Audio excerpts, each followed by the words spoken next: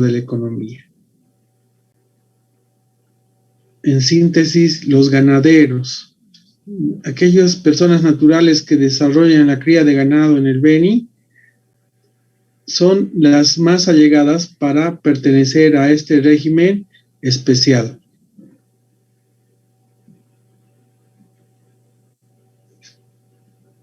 Luego tenemos la actividad agrícola.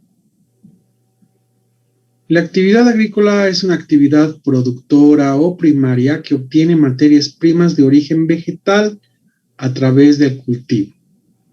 Se trata de una de las actividades económicas más importantes del medio rural. Entonces, como verán ustedes, actividad agrícola, actividad pecuaria.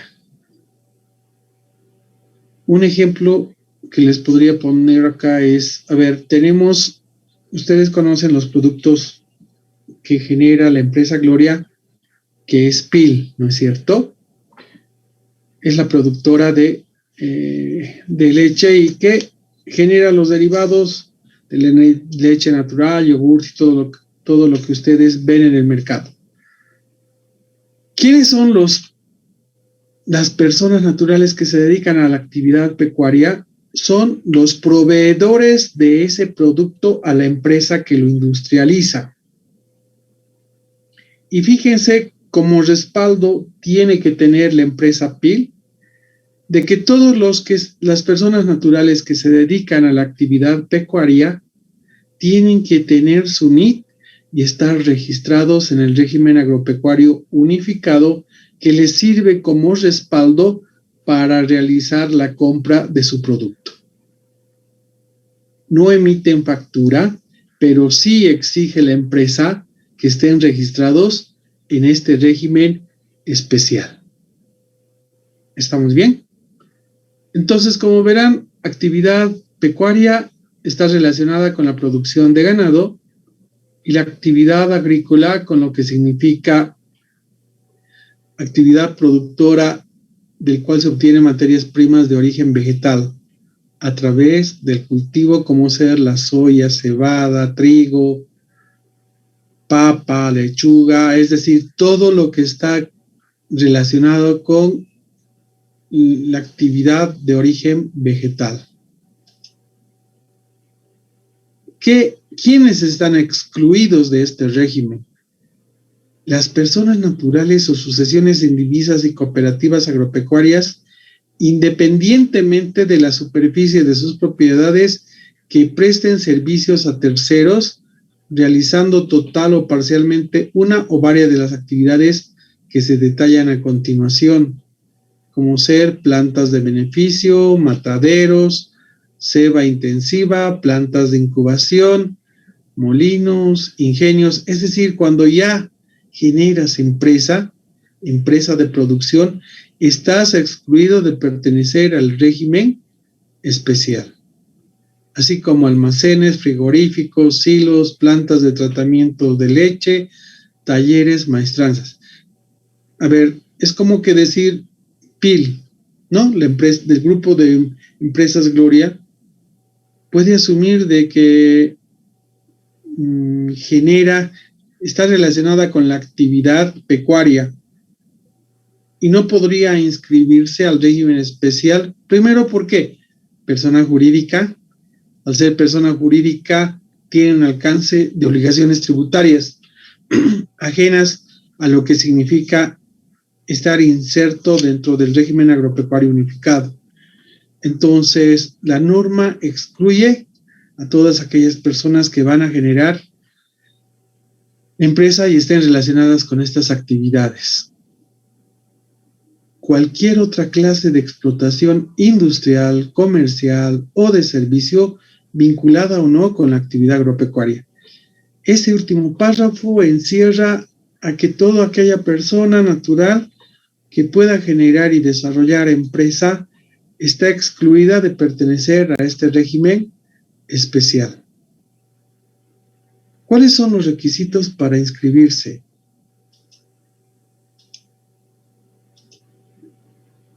pues los requisitos para inscribirse a este régimen es el documento de identidad vigente, el título de propiedad o documento legal que certifique la propiedad o el derecho de explotación, la factura o aviso de cobranza de consumo de energía eléctrica del domicilio fiscal y habitual, que tenga una antigüedad no mayor a 60 días calendario a la fecha de la inscripción, y el croquis del domicilio fiscal y domicilio habitual.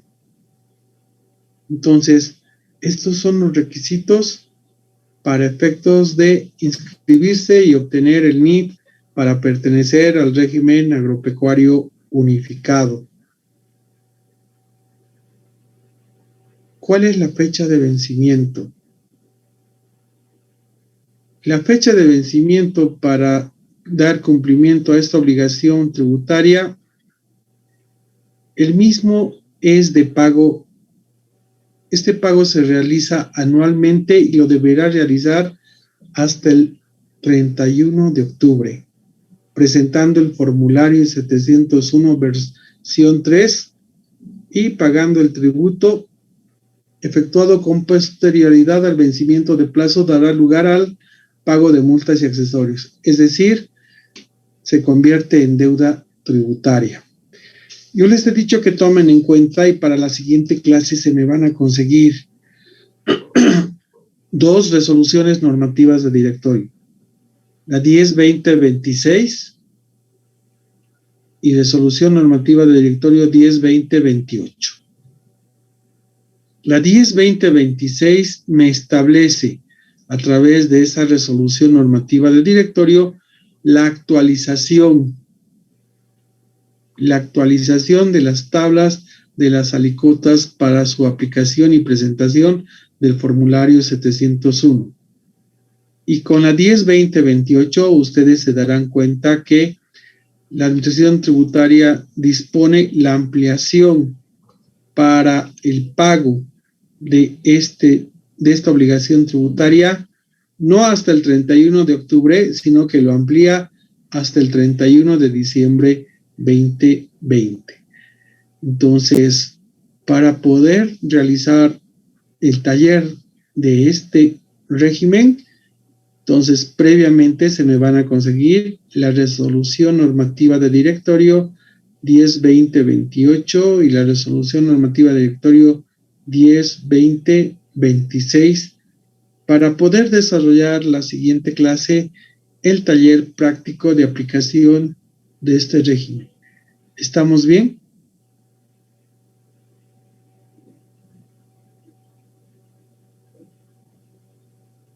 Sí, licenciado. ¿Alguna pregunta hasta acá?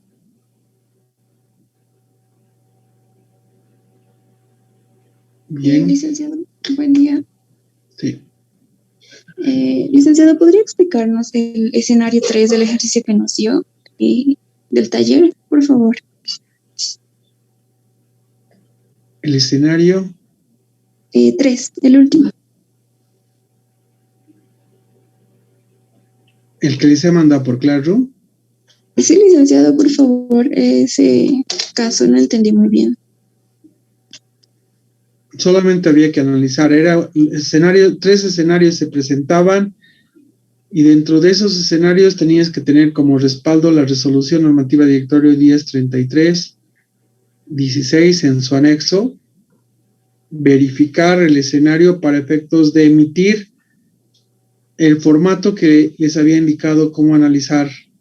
¿Cuál era el formato? Era observación, base legal, determinación de la sanción y la conclusión. ¿Cuál era tu duda? La fecha de la UFB, licenciado, ¿cuál tenía que usar? ¿La que nos indicaba en el ejercicio o la de ese día que envió al Classroom?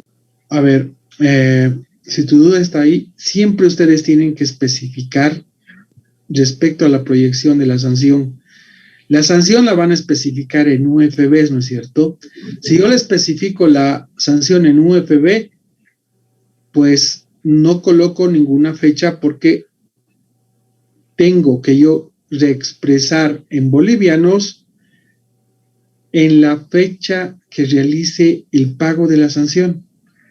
Pero ustedes podrían proyectar, si quieren, a la fecha del escenario, ¿no?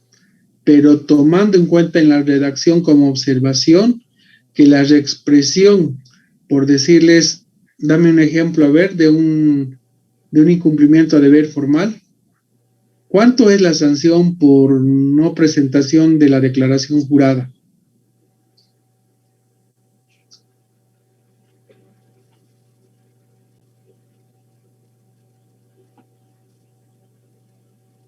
¿Nadie? Serían 100 UFBs, 100 UFBs, licenciado. 100 UFBs. UFBs. Eso alrededor de lo que significa 236 bolivianos más o menos, tomando en cuenta la UF. Si hoy día quisiera pagar las 100 UFBs, tendría que tomar la UFB de la fecha del día de hoy. Si el escenario me dice que ese incumplimiento a deber formal se ha presentado el 3 de enero del 2021 y quiero pagar hoy día, no podría yo tomar en cuenta la UFB del 3 de enero 2021, más al contrario, tendría que tomar la UFB de la fecha del día de hoy. ¿Estamos bien?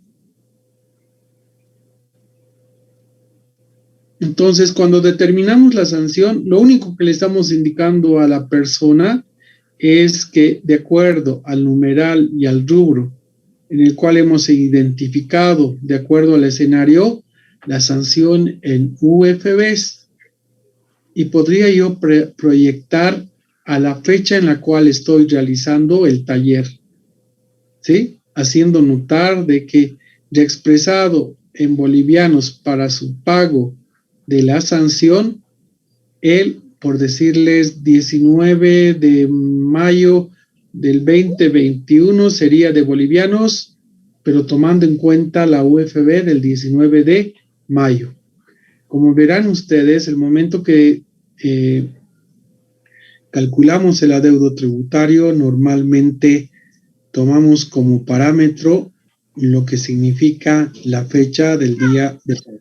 Por eso que en las tablitas de la resolución normativa de directorio están expresadas en UFB y no están expresadas en bolivianos.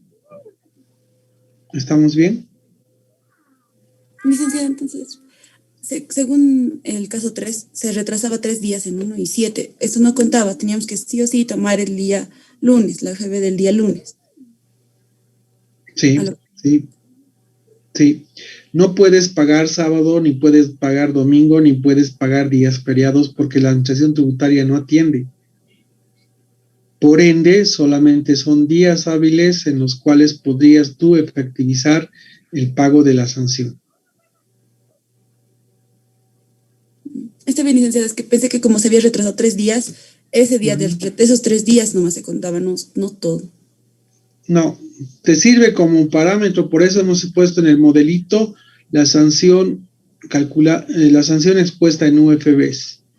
Y si yo quiero proyectar en mi informe, digamos, para hacerle conocer cuánto es en bolivianos, tengo que especificar debajo del recuadro en el cual expongo la sanción, de que la actualización en bolivianos corresponde hasta el día, ¿no?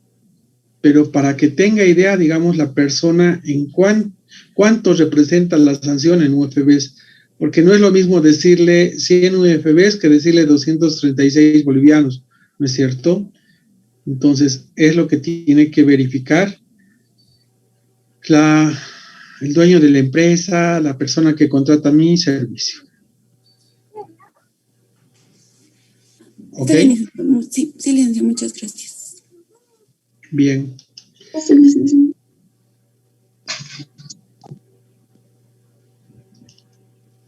Pasamos al tema 3 e iniciamos ya con este paralelo, el inicio del estudio del impuesto al valor agregado.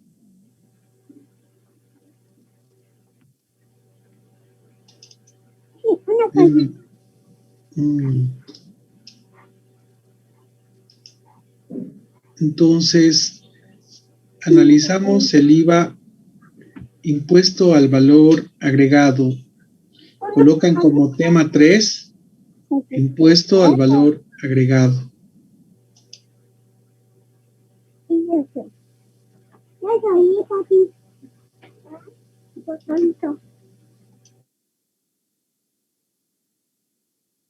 Bien.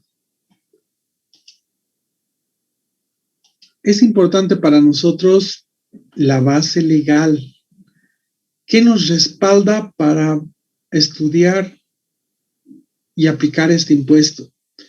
La ley 843 en su texto ordenado vigente abarca desde el artículo 1 al 18, el decreto supremo 21530, que es el decreto reglamentario del IVA 21530, y me complementan las siguientes resoluciones. La resolución administrativa 0539 del 99, que es la resolución administrativa que consolida toda la normativa anteriores a la gestión 99, que en la actualidad sigue vigente. La resolución normativa del directorio 102116, relacionada con el sistema de facturación virtual. La resolución normativa del directorio 104305, relacionada con la habitualidad del IVA, y complementa al final con la resolución normativa del directorio 103316 en su anexo, relacionada con las sanciones por incumplimiento a deberes formales. Es en este contexto el marco normativo legal. Fíjense que en los anteriores dos temas que hemos analizado en materia tributaria, hemos hecho demasiado énfasis en la ley 2492, es decir, en el Código Tributario. Ahora bien, estamos iniciando el estudio del alcance de obligaciones tributarias.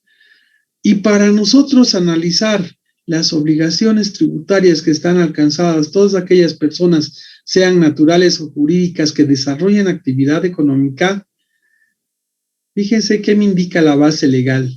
Ley 843, ¿sí? Relacionado con el impuesto al valor agregado. ¿Cuándo aplicamos la ley 2492? Cuando, pues, existe una relación jurídica tributaria entre el sujeto activo y pasivo y se puede dar controversia o existen procedimientos para un debido proceso en caso de controversia entre el sujeto activo y pasivo. Pero la 2492 no me habla de obligaciones tributarias. La ley que me habla respecto al alcance de las obligaciones tributarias es la ley 843. Entonces, esa diferencia es fundamental para ustedes que están iniciando en conocimiento en materia tributaria. ¿Estamos bien? Importante este esquemita que me copien en su cuaderno. La base legal 843, su decreto reglamentario 21530 y me complementan las siguientes resoluciones normativas de directorio. ¿Ok?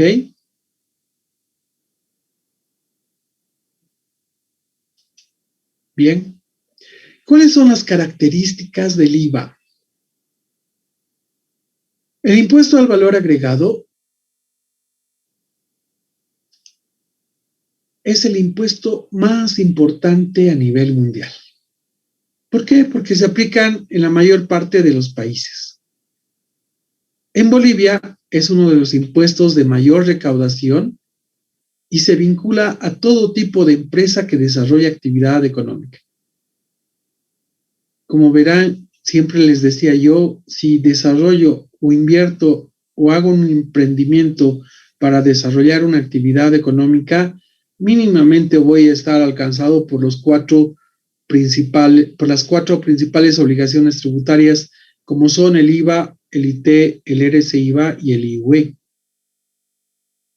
Y cuando indica la norma, la característica que de este impuesto es el que mayormente el fisco recauda, conjuntamente el impuesto sobre las utilidades de las empresas, es que es justamente lo que significa el poder captar recursos para el Estado y los mismos sirvan para los fines y objetivos que persigue el Estado.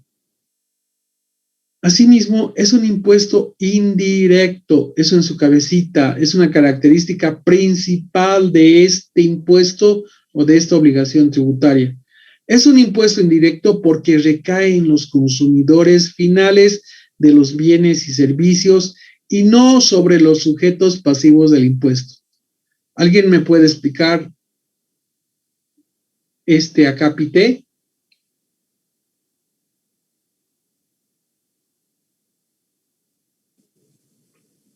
No puedo creer.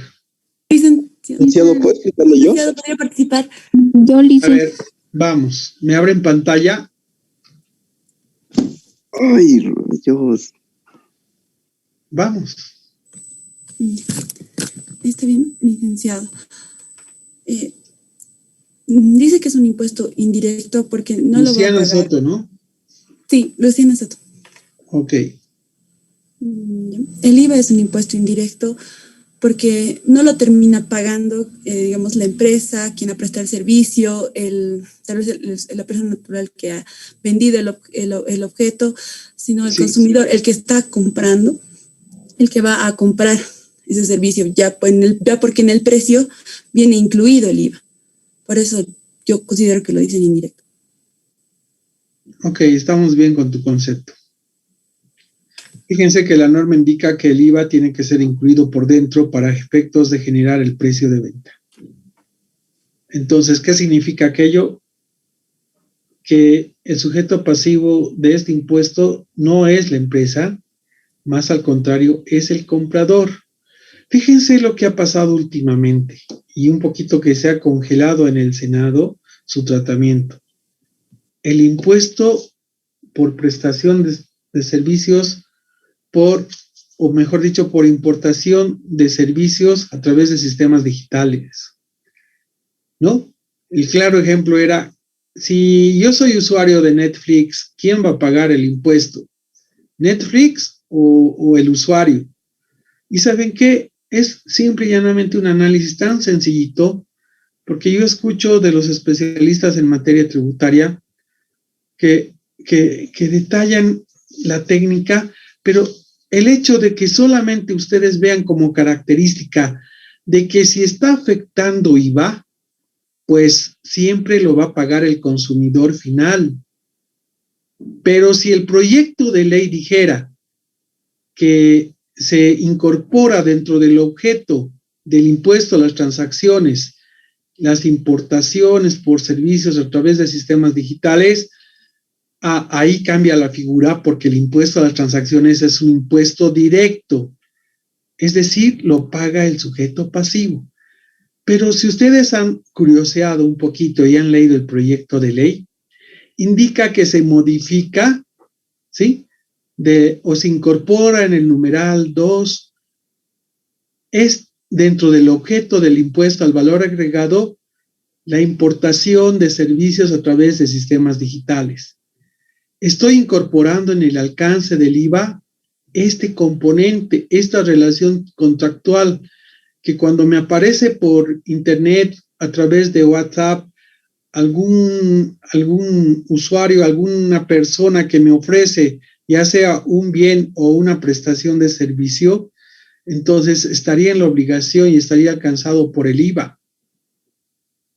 Entonces, fíjense cuando mucho se preguntaba, ¿pero quién va a pagar? ¿La empresa? Porque la idea es de que pague Netflix, ¿no es cierto? Pero acá se tiene que ver primero y analizar la esencia de la obligación tributaria. El IVA no lo paga la empresa, el IVA lo paga el consumidor final. Y ese proyecto de ley es justamente para indicar que todas las personas naturales o personas jurídicas que desarrollen estas transacciones con empresas que prestan este tipo de servicios a través de medios digitales van a pagar un impuesto. Entonces, como verán ustedes, al consumidor final, al usuario, le llega ese alcance, esa obligación, y no así a la empresa. el Estado entonces captaría su recaudación cobrando ese impuesto al usuario, al joven que obtiene una licencia de Netflix y paga por el mismo. Yo ya les digo, el ejemplo bien claro es, a ver, ha habido un grupo de docentes de contaduría que al verse en sus clases tener estudiantes más allá de los 100, es decir, tener 130, 150 estudiantes y utilizar la plataforma Zoom, no me daba cabida porque gratuitamente, si quiero utilizar la plataforma Zoom, primero, ¿cuáles son las condiciones? Que solamente me da 40 minutos y el alcance es para 100 personas. Entonces, ¿qué se ha decidido con este grupo de docentes? El poder obtener una licencia y cada docente ha tenido que pagar 850 bolivianos. ¿Para qué?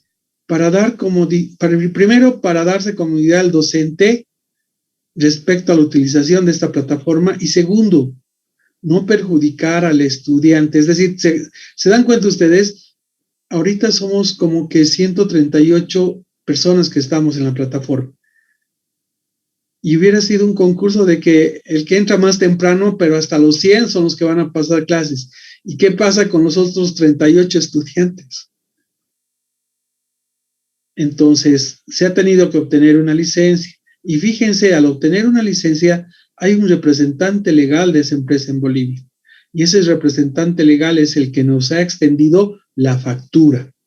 Y al extendernos la factura, está dando cumplimiento con la obligación tributaria.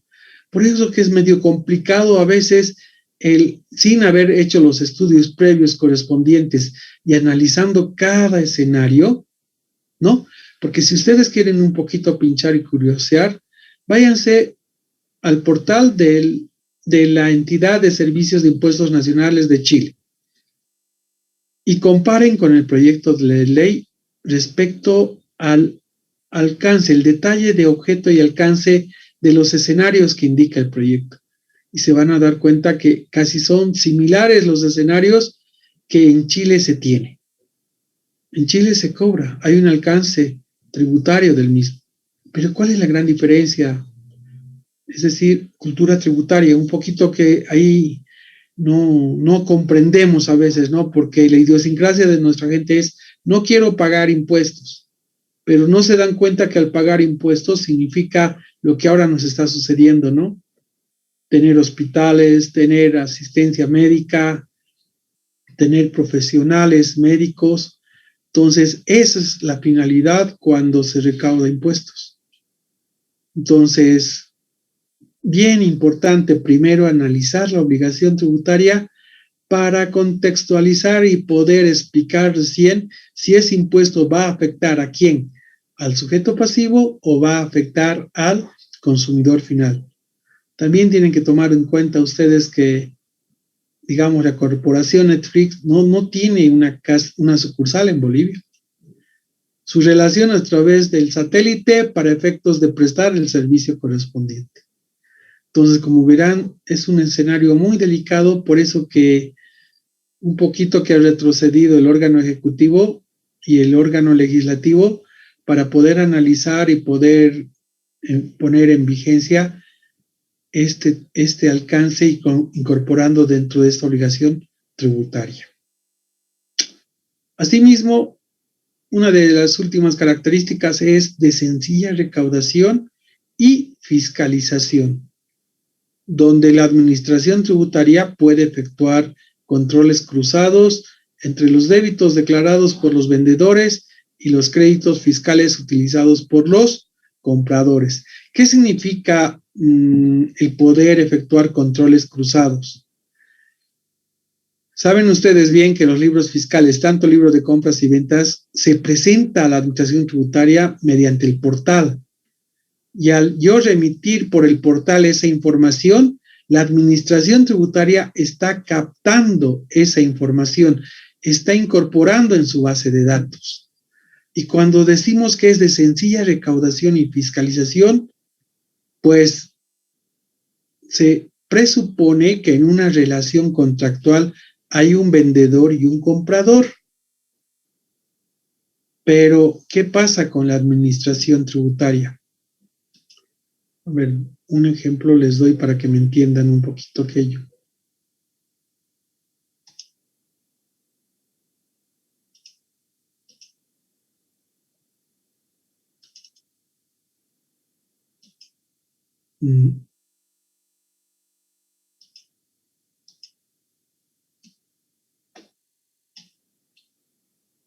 ¿Se ve el cuadrante verde que he realizado? ¿Ahora sí?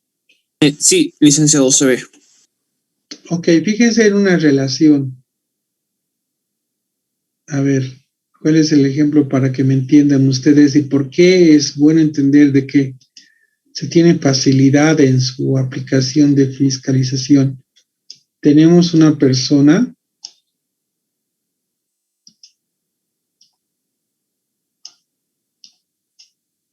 ¿sí? Y esta persona realiza una compra.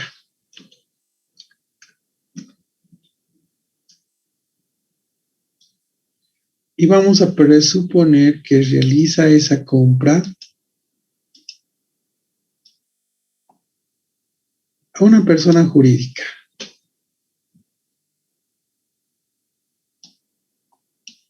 Puede ser una empresa.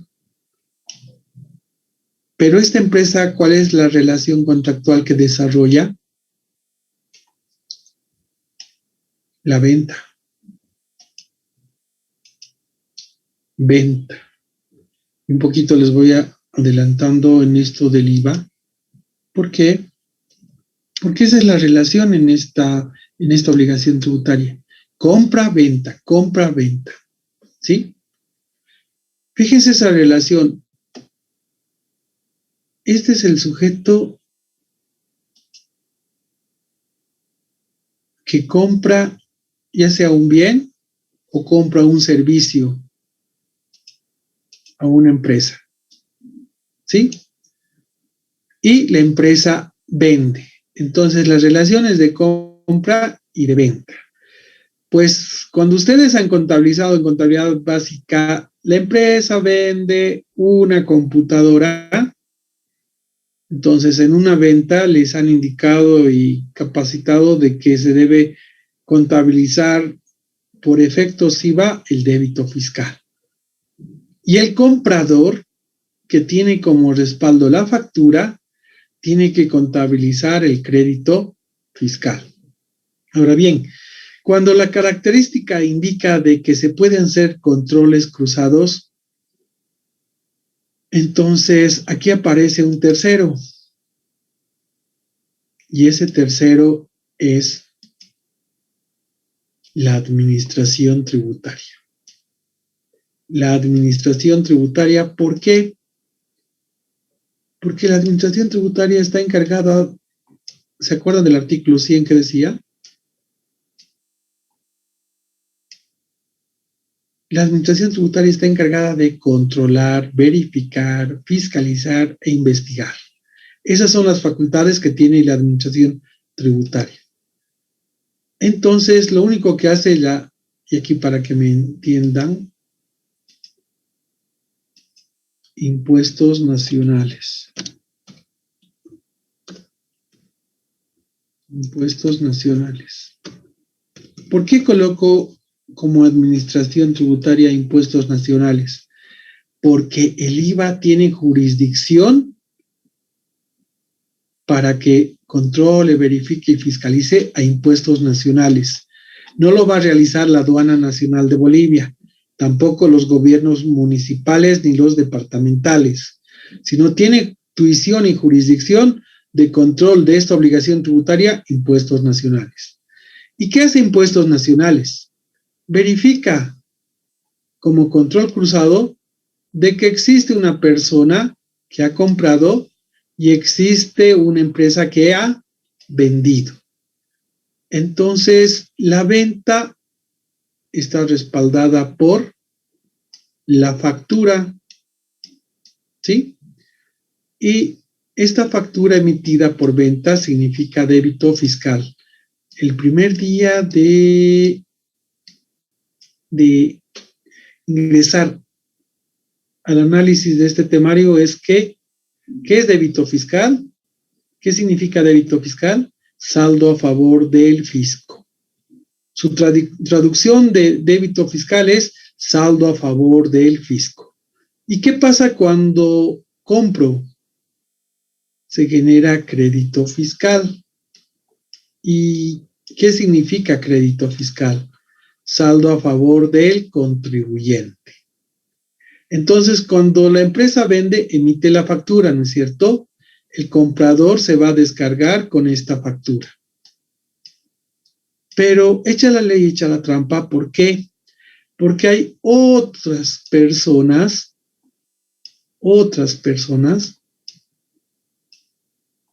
que copian las características de esta factura para su legalidad y las venden. ¿Sí? ¿Cuál es la única modificación? El importe. Entonces, cuando la administración tributaria ejerce ese control, identifica de que hay un vendedor que ha generado una factura, pero ha encontrado 1, 2, 3, 4 compradores. ¿Se dan cuenta? A eso se denomina control cruzado, es decir, de corroborar esa relación jurídica tributaria entre comprador y vendedor. Lo ideal debería ser que existe un comprador y existe un vendedor, pero cuando ya exceden en compradores, porque el crédito fiscal me va a disminuir la base imponible del IVA, entonces ahí generamos control y se les notifica a estas personas para que se apersonen a la administración tributaria trayendo este documento denominada factura para verificar de que los mismos no son reales, más al contrario, son truchos. ¿Estamos bien?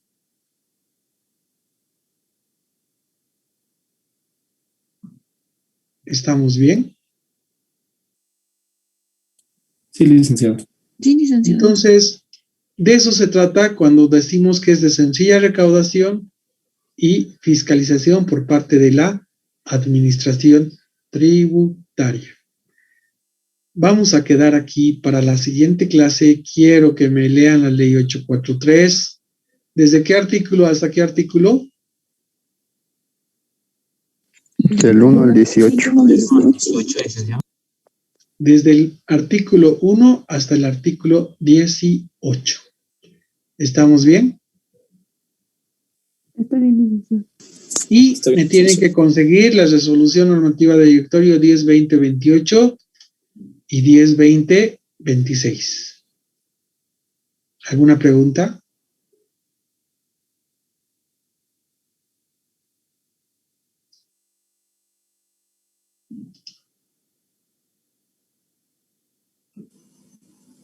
A ver, en el WhatsApp me tenían...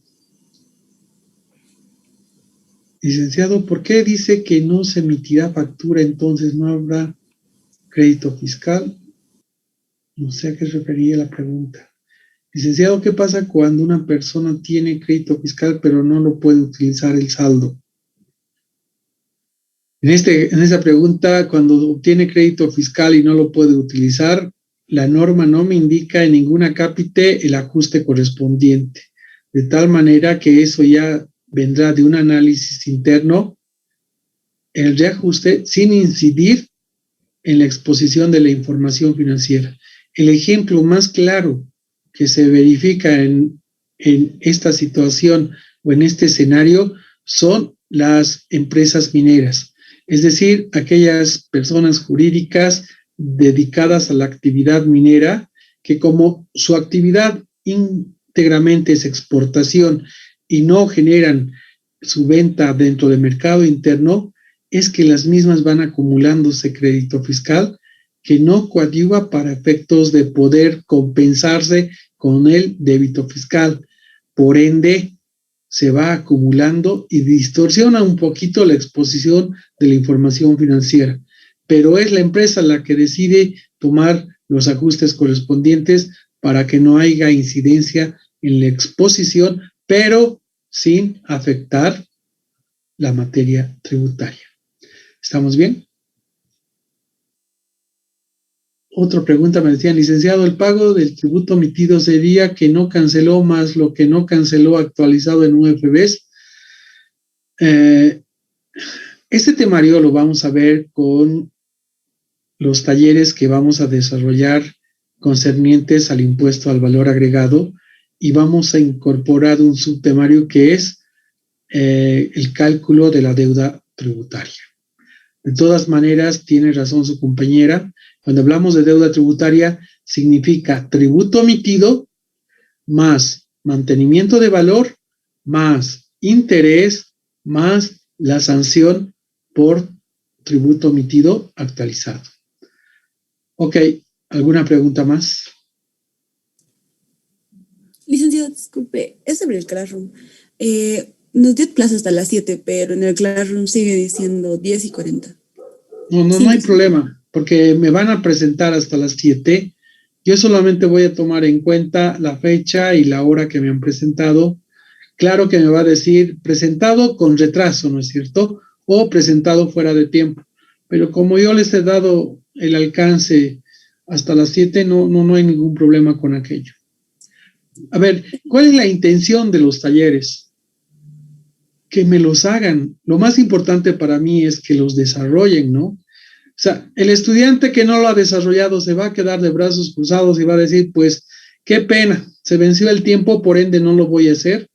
Cuando estos talleres es justamente para que ustedes mínimamente apliquen, ¿no? La aplicación práctica de lo que estamos llevando nosotros.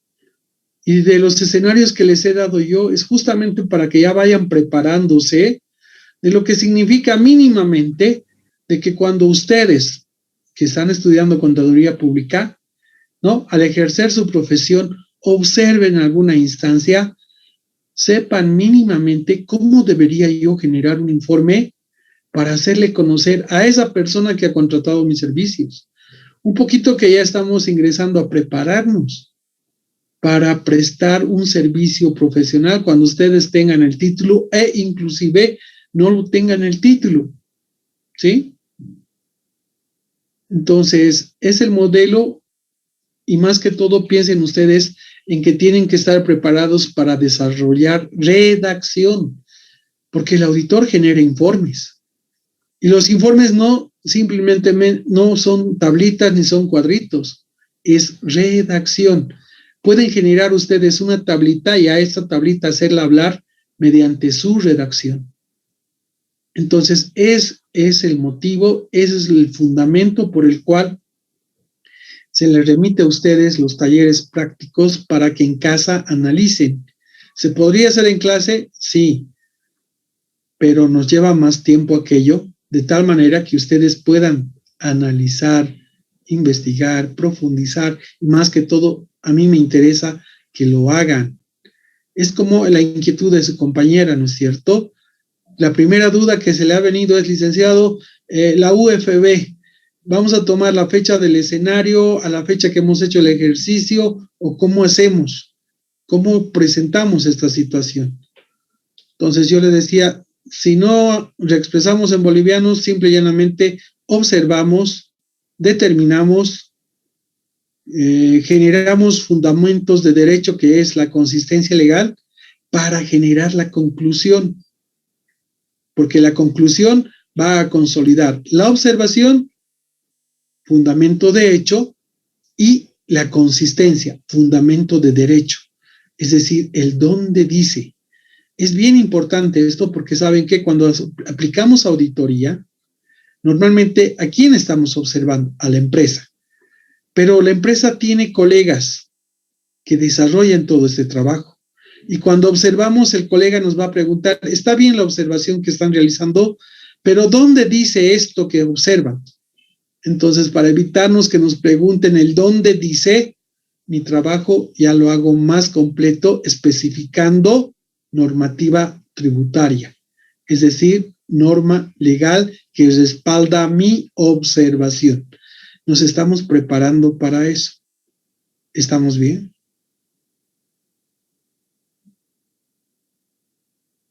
Sí, ¿Se han quedado licenciado. claritos? ¿Para qué me habría inscrito en este paralelo? ¿Están pensando? No, licenciado, ¿se entendió? Ok. Bien. Entonces, nos vemos la siguiente clase. Se cuidan. Dios los bendiga. Hasta luego, Hasta luego, licenciado. Muchas licenciado. gracias. Luego, licenciado. Luego, licenciado, gracias.